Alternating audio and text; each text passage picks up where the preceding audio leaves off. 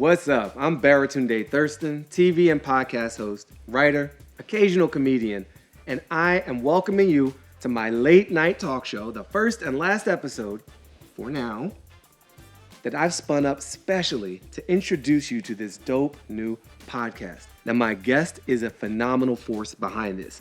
She is a visionary attorney, advocate, and author, Angela Glover Blackwell. And we are right here in Los Angeles, which is the setting of her series, Reimagining Democracy for a Good Life, a Policy Link podcast. Your series has 6 episodes. I want to hit you with the title of each of those episodes, and I want you to tell me a favorite highlight of that episode for you. We'll keep it pretty short and move through these, starting with episode 1, Democracy Dreaming. What do you love about this one? I love what we've just been talking about. Democracy dreaming lays out flourishing. That we need to really understand that if we invest in the people who are going to be the future, the nation will flourish. Democracy is not just for voting. Democracy is for an outcome. And that outcome is human thriving and human flourishing. If we do that, everybody has a shot at a good life, however they think about it. All right. Episode 2, there is no I in leader, unless you're misspelling things.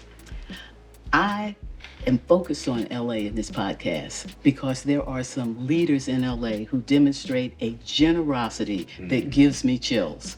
Coming out of the uprising after the officers that beat Rodney King were acquitted, leaders in LA woke up and said, we were caught sleeping, that this city is not valuing the diversity that defines LA, that we need to start having a multiracial consciousness that we can build on to include all.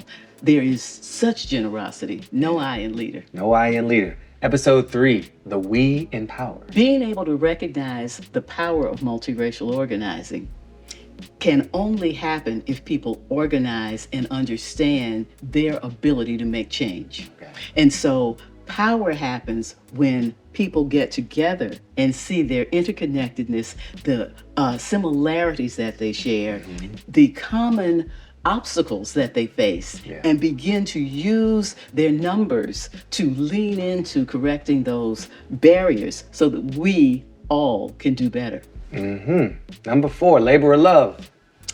One of the things that is so exciting about LA is many people think it is the center of the new labor movement because the people who have had the low-wage jobs, the janitors, the hotel workers, service workers, are really flexing their muscle here. But they're not forgetting their roots.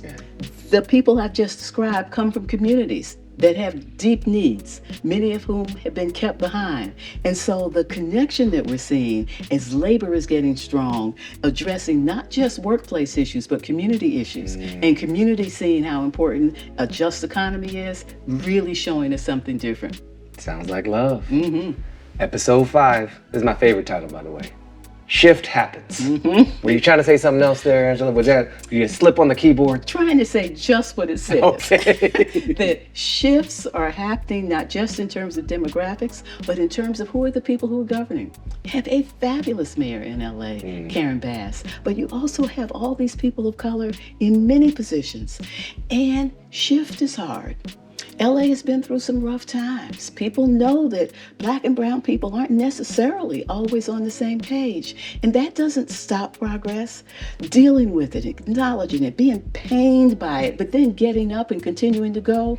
Shift happens. You gotta know what to do when that happens. Okay. And the final episode, hope is a discipline. I'm imagining a dojo or a gym where you do hope drills. So what is this one about? I learned it from a very wise woman named Miriam Kaba, who says that. And it's, when I hear her say it, I think of 2 things. One, it takes discipline to continue to be hopeful.